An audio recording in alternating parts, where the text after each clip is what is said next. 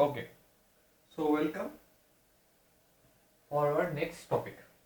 So in this topic we are discuss about the next column. This column is deal with the one end fixed and another end is free. Okay, it is very interesting topic.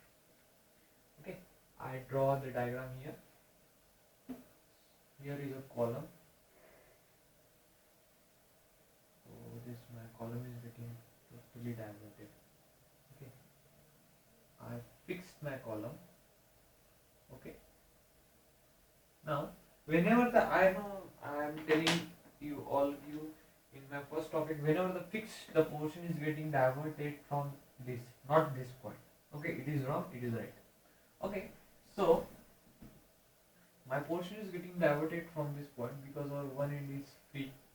Okay, now this portion is different. We are known is the value of a, and we draw the section here small x. This portion is a. Okay, this a portion, and here a distance, it is y portion. We are taking the movement at this point, so it is getting a minus y. Okay, this distance from this to this is to be capital X. Okay, so this is total distance, and total distance of the column is, you know what is, that is VL. Okay, so this is total information, but there is one thing is missing, that is to be, this is B portion, but at this B portion the bulking is formed, or the bending moment is formed only when the force is acting at this point. Okay, now you ask me why the force acting at this point. Consider, I have some example for all of you. Here a lamp. Okay, consider this is a column. Okay, I applying a force here. It is fixed from this column. Okay, I applying a force. It getting like this point. Okay, it is bulky. Okay, now the force during at the starting of force, the starting of bulking, the force is applied at this point. Okay, by after the application of the force, it getting like, but at this point also force is applied. So this that's why I taking the force at this point. Okay, P at this point. P is denoting the force. Now consider a column AB of length L which is fixed at A and free from B. Okay, so here some section XX at which from the distance from A the is given by capital X. Now I taking the moment at this point is given by M equals to. We know that for what the moment I taking the moment from this point. Okay, now okay, this distance is getting as B dash. Now it is likewise M equals to P into A minus Y. Okay, now I take total distance at this side, so I get M equals to M minus P of A minus Y equals to 0. Put the Euler's equation, that is to be EI d2i by dx square minus P A minus Y equals to 0. Divided by Euler's equation, we get d2i by dx square minus P A minus Y divided by EI equals to 0. Okay, now get divided the all this term, I get d2i by dx square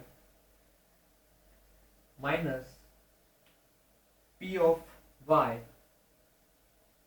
upon EI equals to P of A upon EI. Okay, you get that how this term is come. Now I divided by P by EI to both the term. Okay, so I get, by dividing the P by EI, I get a value, that is to be the value of the equation of Y, which is known to all of you guys, which is very important, that is to be Y equals to C1 into cos of X in bracket P upon EI plus C2 sin of in bracket X under root of P by EI. But here some condition is applicable, that is to plus A, because this distance is plus A, here is add. Now I put some boundary condition. Okay, that is to be X equals to 0 and Y equals to 0. I get the value of C1 is to be 0. Okay, not 0, it is wrong. when put the 0 equals to C1 plus 0 plus A. So I get the value of A equals C1 equals to minus A. Okay. So I write the value of C1 equals to minus of A. You know that how the value is come. Now for application of the, now here I cannot consider the C2 equals to 0. Here because of one value is not 0, so I did not consider the another value is 0. So I put the value of C1 is here in this equation, so I get 0 equals to value of C1 is minus A into cos of x in bracket, the value of x is 0, P upon EI in bracket plus C2 of 0 plus A. So value of C2 is here total value. Here actually says value of C2 is getting as 0. Okay. Now we are proceeding from the next term. Okay. We are putting the all the value. Okay. Now we are applying the boundary condition here in this equation. In this equation we are putting the value of C1 and C2. We get the equation that is to be y equals to the value of C1 minus A into cos of x in bracket P upon EI. Okay. Plus this total term is 0 plus A. Okay. Now I put the some equation, put some value that is to be x equals to L and y equals to A. Okay. So I put all these values. So we get A equals to minus A into cos of in bracket EL under root of P by EI plus A. Okay. This equation I got. Now this minus term and this minus term, I get here A equals to, I taking A from both the side, A equals to minus of cos of L in bracket P upon EI plus 1. Now I arrange this term in the another way. A equals to A, that is to be 1 minus cos of in bracket here under root of P upon EI. Okay, this term. Now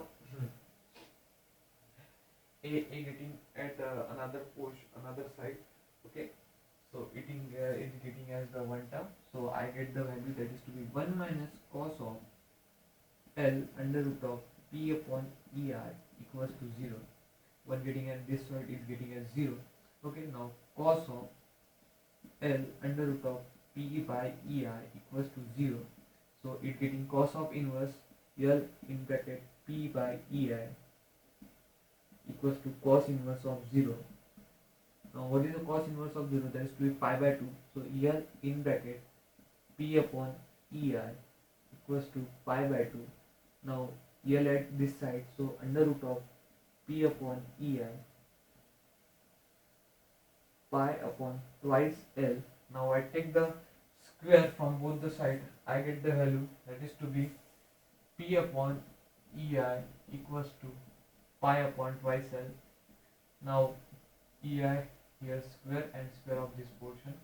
Okay. Now P equals to pi square upon 4L square into EI. Now here when the L I tell you that first whenever the portion is getting like that, okay, whenever the portion is getting like that, we are taking the term that is to be